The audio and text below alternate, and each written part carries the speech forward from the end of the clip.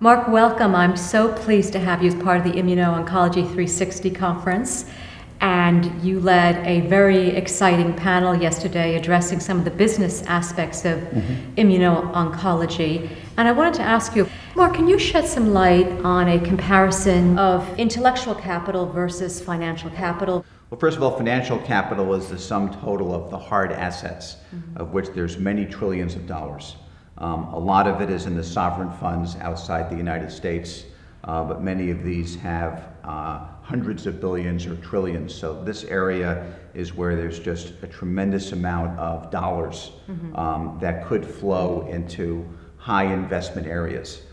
So the challenge in the biopharmaceutical industry usually has not been the financial capital, and access to capital has been really fantastic. It's been the strongest it's ever been in my 31 years in life sciences. The challenge really is intellectual capital, which is the people. And because this area took off so quickly, and there's not a lot of courses in medical school, and there's not a lot of PhDs who've been focused on the immune system and cancer. There's some, but there's not enough. And schools always lag in terms of getting up to speed on the hottest areas. There's a real scarcity of very good human capital or intellectual capital. On the positive note, because of the internet, if you look at the top experts with the human capital, which would be some of the great scientists in academia, they are able to, with the internet, very much get up to speed very quickly on what many companies are doing. Many of the universities are doing a lot of experiments for companies, so there's a tremendously vibrant ecosystem between biotech companies and academia where they're running experiments together to learn. So what's happened is that the very smart intellectual capital is able to often consult, advise, or help 5, 10, 15, or 20 different companies. So when you go to an Immuno-Oncology conference and they show the disclosures of their conflicts, you'll see that quite a number of scientists may have relationships with 5 to 15 companies.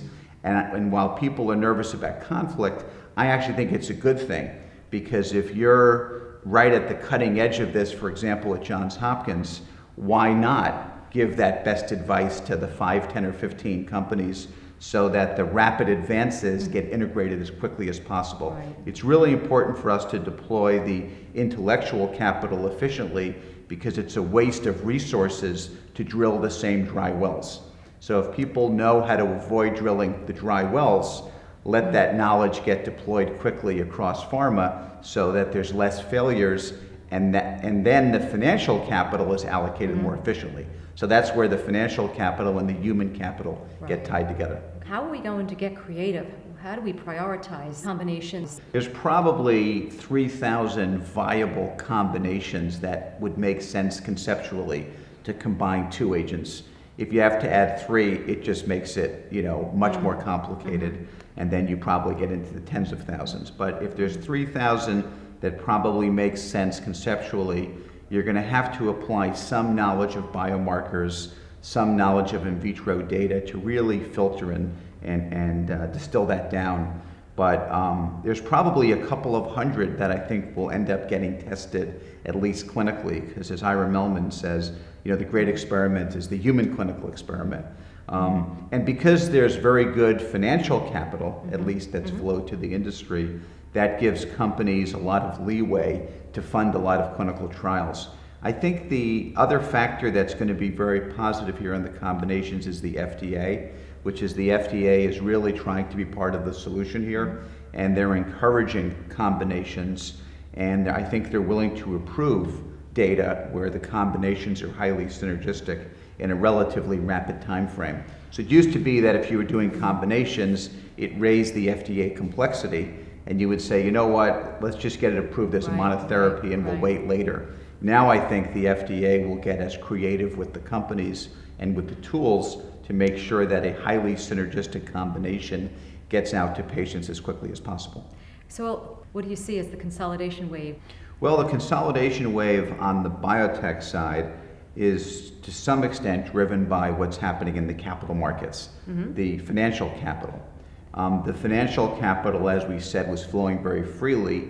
Now, with the recent market corrections and market volatility and disturbance, the financial capital may not flow as easily this year. And with the election coming up, that creates some noise in the channel on expensive pricing, and that may scare some generalist investors out of the area because they don't want to be investing in an area if they're concerned that there's going to be a cap on pricing and that there's going to be a very disciplined price control mechanisms. In other words, if you lose your ability to finance your drugs, that affects your future NPV.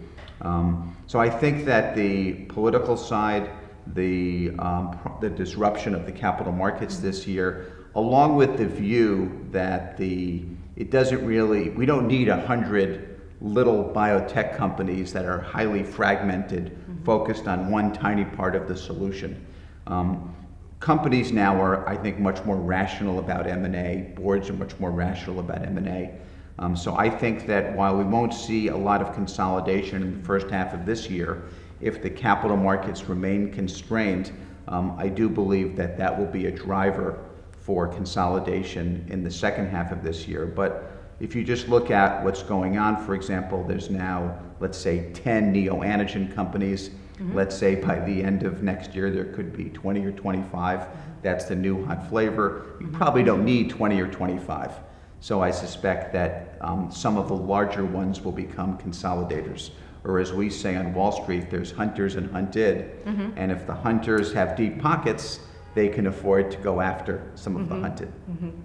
I wanted to get your thoughts on cancer vaccines, and do you see a comeback? Sure, great question. This area has been in the penalty box for the past 25 years. In fact, if you were at Big Pharma and you said you wanted to do a cancer vaccine, you would probably get walked out by security. And they probably would seize your emails and seize your office. I mean, that was like heresy to try to do a trial in the cancer vaccine space. While the area has had a lot of phase 3 failures, we're talking large phase 3 trials. Most of the trials were done before the understanding about immune tolerance and about how the cancer was able to protect itself from the immune system. Now with all this new basic science and understanding how the immune system is absolutely critical for maintaining cancer surveillance and the ability to manipulate that positively, I think people are going to reassess the cancer vaccine space, and I think you're going to see a reawakening in that. It won't happen right away, but we've already seen the first sign of that, which is Bristol Myers, which is probably recognized as the hallmark company in the immune checkpoint space. The immune checkpoint antibodies are the foundations of the whole immuno-oncology revolution. A few months ago, Bristol Myers consummated a strategic collaboration with a company called Bavarian Nordic that's in phase 3 with the cancer vaccine in prostate cancer. So I think the fact that the #1 cancer IO company had a collaboration with a very well-known cancer vaccine company is probably the beginning of changing some of the tone and some of the negative attitude that Big Pharma has for vaccines. The way things usually work in the space is if a major company validates that something should no longer be in the penalty box, you get a lot of copycats.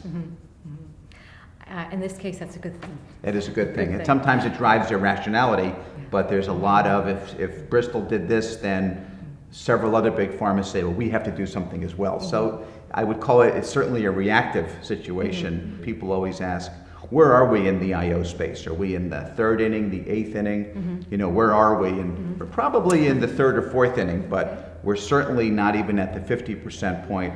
And in fact, we still probably don't know exactly how all the PD-1 antibodies work. So I think we'll see a lot more knowledge in 2016 and 2017 and how even the foundational antibodies, what they're doing at the level of the tumor. Yeah, which makes it incredibly exciting.